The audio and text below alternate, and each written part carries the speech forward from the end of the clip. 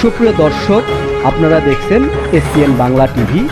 দেখুন ও সাবস্ক্রাইব করুন SPN Bangla TV, দেশ ও মানুষের কথা। কোনো অসুবিধা নাই। আজকের অনুষ্ঠানের প্রধান অতিথি আমাদের দেশের বিশিষ্ট কবি জাফর রাজেদ ভাই আছেন, ডক্টর রুস্তম ভাই সহ ইমরুল সোহেল ভাই, মানে কার নাম বলবো, প্রতিটা মানুষই আমার শ্রদ্ধা। ওখানে আসাদ কাদের ভাই আছেন, ফারুক প্রধান ভাই আছেন, এখানে আমাদের অনেক বিখ্যাত মানুষগুলো আছেন। সুধী মন্ডলী, আসসালামু আলাইকুম। আমি দূর দূরান্ত থেকে যারা আসছেন, আমার ব্যক্তিগত পক্ষ থেকে শুভেচ্ছা অভিনন্দন। প্রিয় কবি সাহিত্যিকবৃন্দ, আমি কোনো কথা বলবো না।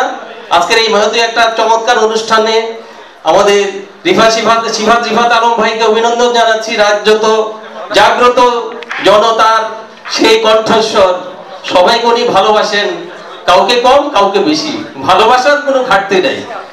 তো ধন্যবাদ, আমি 3 মিনিটে নিব না। আপনাদের শুভেচ্ছা অভিনন্দন। আল্লাহ হাফেজ।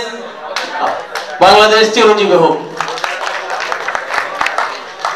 একদিকে যেমন কিছু শান্তিকামী মানুষ এবং সৃজনশীল জগতের লোকেরা মানুষের মাঝে পৃথিবীতে মানবতার ফুল ফোটানোর জন্য তারা কবিতা, গানে, গল্পে এবং বিভিন্ন নাটকে সৃজনশীলতার কবিতার মাধ্যমে সারা পৃথিবীতে অসাম্প্রদায়িক কল্যাণকর মানবিক রাষ্ট্র পৃথিবী করার জন্য একদিকে যেমন কবি এবং সাহিত্যিকেরা তারা আবেদন নিবেদন করে বিভিন্ন সভা সমাবেশে বিভিন্ন মঞ্চযুদ্ধ, কবিতার যুদ্ধ, লেখনের যুদ্ধ চালিয়ে যাচ্ছে।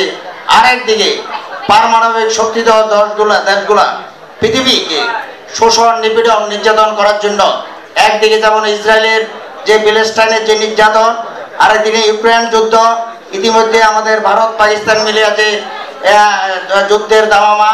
আবার আমাদের দেশে নানা ধরনের বিভিন্ন ধরনের অগণতান্ত্রিক চর্চা দীর্ঘদিন থেকে রাজনীতিবিদের নামে অরাজনৈতিক কর্মকাণ্ড মিলাইয়া আমাদের যে মুক্তিযুদ্ধের বাংলাদেশ আজকে বিভিন্নভাবে আমরা বিতর্কিত করেছি।